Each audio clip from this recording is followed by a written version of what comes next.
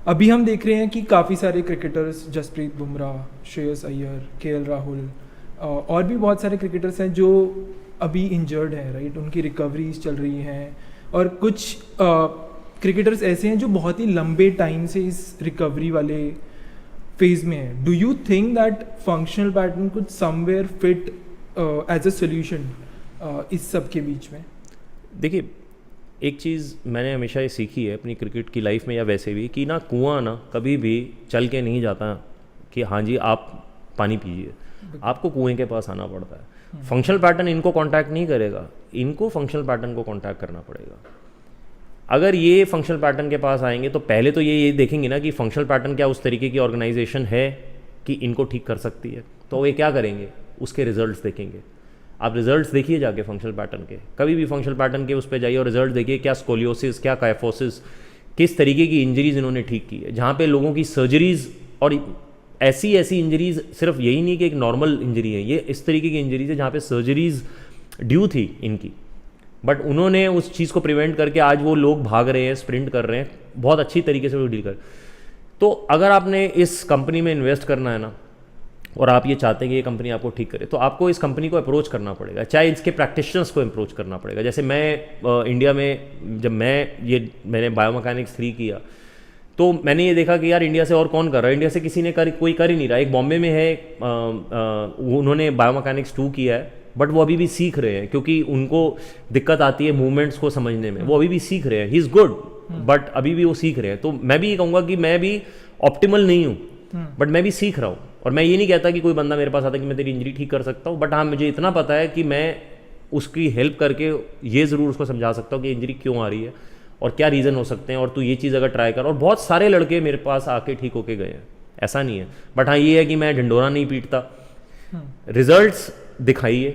अगर आप चाहे आप किसी की भी बात कर लीजिए, जसप्रीत बुमराह है, और नाम लेना मैं स्टार्ट करूँगा तो शायद मुझे ऐसा लगता है कि उंगलियाँ कम पड़ जाएंगी, इतने लोग इंजर्ड हो रहे हैं, बट आप सिस्टम को चेंज नहीं करना चाहते. क्यों? क्योंकि ये सिस्टम आज से नहीं काफ़ी टाइम से चल रहा है. क्या ये सिस्टम इवॉल्व हुआ है? नहीं. क्या इस सिस्टम में कभी इंप्रूवमेंट आई है? नहीं. क्या इस सिस्टम के लोग जो एजुकेशन सिस्टम में हैं, क्या ये डिफरेंट प्लेन्स ऑफ मोशन में गए हैं? नहीं, क्योंकि ये बॉडी बिल्डिंग से उठाई गई है. बॉडी बिल्डिंग के चीज़ों को उठा के आप क्रिकेट के साथ जोड़ते हैं और फिर उसके बाद आप उसको कहते हैं कि नहीं ये क्रिकेट में लगेगी. स्ट्रेंथ आप गेन करते हैं, बट स्ट्रेंथ किस कॉन्टेक्स्ट में गेन करते हैं इसको समझना ज़रूरी है. आप वहाँ पे मात खा जाते हैं. स्ट्रेंथ का मतलब ये है कि आपके पास फरारी का इंजन है, बट आपके चारों टायर फुस हैं, तो क्या फरारी क्या 100 की स्पीड से ऊपर जा पाएगी? नहीं. इसी तरीके से अगर आपकी बॉडी की अलाइनमेंट ठीक नहीं है, अगर आप कुछ उस तरीके की ट्रेनिंग कर रहे हैं जहाँ पे लॉन्गिट्यूडनल कंप्रेशन इस तरीके से पड़े जा रहा है, तो उसका जो बेंड है वो किसी साइड भी आ सकता है. हो सकता है आपको हिप शिफ्ट्स हो रहे हो सकता है आपकी बॉडी में हिप्स टिल्ट हो रहे हो सकता है आपकी काइफोसिस में आप जा रहे हो, रिब केज पीछे की ओर शिफ्ट हो रहा हो, कुछ भी हो सकता है. We don't no.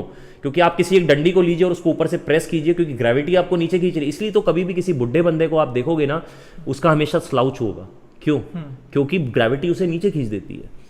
तो gravity is not our enemy, but we don't know how to cope with gravity. Gravity के साथ कैसे काम करना है, किस तरीके की ट्रेनिंग होनी चाहिए. अब अगर मैं कोई 100 किलो की चीज़ ऐसे उठा रहा हूँ और किसी 100 किलो को सामने से पुल कर रहा हूँ और पुश कर रहा हूँ, तो सेंटर ऑफ मास कंट्रोल करना कहाँ डिफरेंट होगा, कहाँ डिफिकल्ट होगा. उस जगह जब मैं किसी चीज़ को पुल कर रहा हूँ और वो चीज़ मुझे अपनी ओर पुल कर रही है. राइट. तो वही चीज़ होती है जब हम वेट को अपनी बॉडी के पास रखते हैं, उसको कंट्रोल करना ईजी है. जब वेट बॉडी से दूर जाता है, जैसे कि हमारे लिम्स हैं, हमारे हाथ हैं, वो जो बॉडी से दूर जाते हैं बॉलिंग करते हुए, जब बैट 1 किलो का बैट जब बॉडी से दूर घूमता है और आपकी बॉडी गिरने स्टार्ट हो जाती है, और फिर हम वो कहते हैं अरे भाई अपना सर सीधा रख. वो सर की प्रॉब्लम नहीं है, बस वो प्रॉब्लम ये है कि वो सेंटर ऑफ मास को कंट्रोल नहीं कर पा रहा, और वो इसलिए गिर रहा है क्योंकि बैट उससे बॉडी से दूर जा रहा है, और उसने कभी उस तरीके की ट्रेनिंग की नहीं है कि जब अगर वेट मेरी बॉडी से दूर जाए तो मेरी पोस्टीरियर चेन उसको कैसे खींचे, कैसे मेरे कोर एंगेज हो, किस तरीके से मुझे बॉडी में के अंदर इंटीग्रेशन हो. वो चीज़ हम नहीं करते. और उस तरीके की ट्रेनिंग करने के लिए ना आपको समझना पड़ेगा इस चीज़ को. वो दूर दूर तक नहीं है और दूर दूर तक आएगी भी नहीं, क्योंकि स्ट्रेंथ एंड कंडीशनिंग आपको नहीं सिखाती है. बायोमैकेनिक्स स्ट्रेंथ ऑफ कंडीशनिंग आपको नहीं सिखाती, वो बहुत लिमिटेड है, बट वो उस तरीके से नहीं है कि जहाँ पे आपको हेल्प मिल सके. आई थिंक ये काफ़ी डीप नॉलेज है हमारे क्रिकेटर्स के लिए भी, टू काइंड ऑफ अंडरस्टैंड कि how does the body function, ठीक है, and what kind of training they should do. तो आई थिंक इस कॉन्वर्सेशन से उनको भी काफ़ी हेल्प मिलेगी आने वाले टाइम में जो वो चीज़ें कर रहे होंगे. बट इसको थोड़ा और सिंप्लीफाई करें तो what is the basis, like the basic of functional patterns और functional training, so to say, for a layman to understand कि ये क्या है, क्या इसमें डिफरेंट है बाकी ट्रेनिंग से. देखिए, मैं इसको सिंपल अगर तरीके से समझाऊं, हमारे दुनिया के अंदर हर तरीके का स्पीशी है, ठीक है, जानवर हैं और हम भी एक एनिमल ही हैं. हर जानवर जो है वो डिफरेंट है. कैंगरू डिफरेंट है, स्नेक डिफरेंट है, हवा में उड़ने वाले पंछी डिफरेंट है. अगर आप उनके फंक्शंस पे ध्यान देंगे ना, अगर मैंने किसी डॉग को ट्रेन करना है तो मैं उसके फंक्शंस की ओर ध्यान दूंगा कि यार उसके फंक्शंस क्या हैं. ऐसा तो नहीं हो सकता ना कि मैं डॉग को पेड़ पे चढ़ना सिखाऊं, और अगर मैंने उसको पेड़ पे चढ़ना सिखाना स्टार्ट कर दिया तो वो मैं उसको ट्रेन नहीं कर रहा, मैं उसके फंक्शंस ख़राब कर रहा हूँ जो उसने ज़मीन पे चलना है. अगर तो आपको ये समझना पड़ेगा. वैसे ही ह्यूमंस के फंक्शंस हैं. ह्यूमंस के 4 फंक्शंस जो सबसे इंपॉर्टेंट जो हम समझते हैं वो एवोल्यूशन से हमने गेन किए हुए हैं. Standing, walking, running and throwing. अब ये अगर आप ये कहते हैं कि यार ये फंक्शंस इतने इंपॉर्टेंट नहीं है, तो मैं आपसे ये पूछता हूँ कि आप दिन में कि कौन से फंक्शन सबसे ज़्यादा परफॉर्म करते हैं. कई ऐसे लोग हैं जो सारा टाइम बैठे रहते हैं, उनके बैक में प्रॉब्लम्स क्यों आती है? क्योंकि वो अपने फंक्शंस को निगलेक्ट कर रहे हैं. अगर आप स्टैंडिंग ठीक तरीके से खड़े नहीं हो सकते, ठीक तरीके से चल नहीं सकते, ठीक तरीके से भाग नहीं सकते और थ्रो नहीं फेंक सकते. थ्रो का मतलब है रोटेट नहीं कर सकते, क्योंकि एवोल्यूशन में यही होता था. जब हम हंटिंग करते थे तब हम बहुत देर तक खड़े रहते थे, हम बहुत देर तक चलते थे, हम माइग्रेट करते थे, हम बहुत तेज़ भागते थे. हो सकता है हमारे उसमें से कुछ ऐसे एंसेस्टर्स होंगे जो बोल्ट से भी तेज़ भागते हैं उस टाइम पे. और जब हम हंट करते थे तो हम थ्रो फेंकते थे, तो हमारी बॉडी रोटेट करती थी. अगर इन 4 फंक्शन में से एक भी फंक्शन किसी का खराब हो जाता था, वो उस कम्युनिटी के लिए डेड था.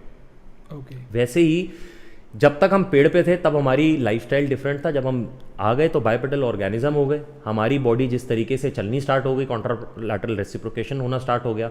उसी तरीके से इन फंक्शंस के अकॉर्डिंग आपकी ट्रेनिंग रिवॉल्व करनी चाहिए. अगर आपकी ट्रेनिंग इसके आसपास रिवॉल्व नहीं कर रही है तो आपको दिक्कत आएगी. राइट. आई थिंक काफ़ी अच्छे से आपने उसको सिंप्लीफाई कर दिया, एंड अब हमारे व्यूअर्स के लिए काफ़ी आसान हो जाएगा इस चीज़ से रिलेट करना. नाउ भी अब shifting to the more non serious conversations, ये वाला जो सेगमेंट था या ये वाला जो पार्ट था, इसमें हमने बहुत ज़्यादा डिटेल में ट्रेनिंग के बारे में, फिटनेस के बारे में, इन सब के बारे में बात करी. बट बीच में ना आपने बोला कि towards the end of your career आप ऑप्शंस ढूंढ रहे थे कि मैं इसके बाद क्या करूँगा. आपने IPL खेला, आपने फर्स्ट क्लास क्रिकेट के 100 से ज़्यादा मैचेस खेले, आप एक इस्टेब्लिश क्रिकेटर्स थे. हमारे यहाँ पे ना 99% जो एस्पायरिंग क्रिकेटर्स होते हैं वो क्रिकेटर्स नहीं बन पाते, बट फिर भी वो कोई सेकंड ऑप्शन नहीं एक्सप्लोर कर रहे होते या उनके पास कुछ बैकअप नहीं होता. तो उनके बारे में आपको क्या लगता है कि उनको कैसे अपने क्रिकेट करियर के साथ साथ बाकी चीज़ों को लेके चलना चाहिए और उसके साथ साथ ग्रो करना चाहिए? देखिए, मुझे ऐसा लगता है कि हर इंसान में टैलेंट होता है और हर बंदा डेफिनेटली क्रिकेट के उस पर अगर आप देखें तो क्रिकेटर बनना चाहता है. बट जब बात आती है ना कि हाँ जी मेरे को आगे चल के अगर आप क्या करना है, तो ट्रांजिशन फेज़ इस तरीके का होना चाहिए जो स्मूथ होना चाहिए. ऐसा नहीं होना चाहिए कि आपकी क्रिकेट ख़त्म हो गई और फिर आप सोच रहे हैं कि आपने क्या करना है. और फॉर एग्ज़ाम्पल मैं एयर इंडिया का एम्प्लॉय था, तो जब मैं अगर मैं रिटायर होता और मैंने कुछ भी नहीं किया होता तो डेफिनेटली मैं ऑफिस ही जाता, ऑफिस में ही बैठता. तो मेरी जो नॉलेज थी वो वहीं की वहीं वो हो जाती, ख़त्म. और नॉलेज क्या है कि नॉलेज तभी फ़ायदेमंद है जब वो स्प्रेड हो, वरना वो नॉलेज वहीं की वहीं ख़त्म हो जाती है. तो मेरे को ये लगा कि एक सही टाइम है, सही फेज़ है कि मैं और एक्सप्लोर करूं, और इस टाइम मैं खेल भी रहा हूं तो कोई डिफ़िकल्टी नहीं है अगर मैं रिस्क भी उठा सकता हूं. तो वो एक तरीके का रिस्क ही था मेरे लिए. बट उसका मुझे रिवॉर्ड क्या मिला कि आज भी मेरे पास काफ़ी मेरे क्लाइंट्स हैं जो मेरे पास आते हैं. फंक्शनल पैटर्न से मुझे काफ़ी काम मिलता है, वहाँ से बाहर से लोग कहीं ऑनलाइन अगर सेशंस लेना चाहें. और साथ ही साथ कमेंट्री एक ऐसा चीज़ थी जो मेरे साथ अपने आप ही जुड़ी है. मैंने उसके लिए कोई ऐसा नहीं था कि अप्लाई किया हो, क्योंकि स्टार चाहती थी कि मैं IPL के बाद अगर IPL में सेलेक्ट नहीं होता तो मैं उनके लिए कमेंट्री करूँ IPL के लिए. और मैंने बेटर समझा कि जब मैं सेलेक्ट नहीं हुआ तो इस साल मैं IPL, और मैंने की और मुझे अच्छा लगा कमेंट्री करके. उनको मेरी आवाज़ पसंद आई, उनको ये लगा कि नहीं इसका फ्लो अच्छा है, बात ठीक तरीके से करता है, तो उन्होंने 2-3 साल मुझे बुलाया. आज भी मुझे स्टार से बहुत अच्छा काम मिलता है। अभी इमर्जिंग कप हुआ, उसमें मैंने घर पे बैठ के कमेंट्री की है। तो आपको ये ढूंढना है कि आप क्या बेटर कर सकते हो।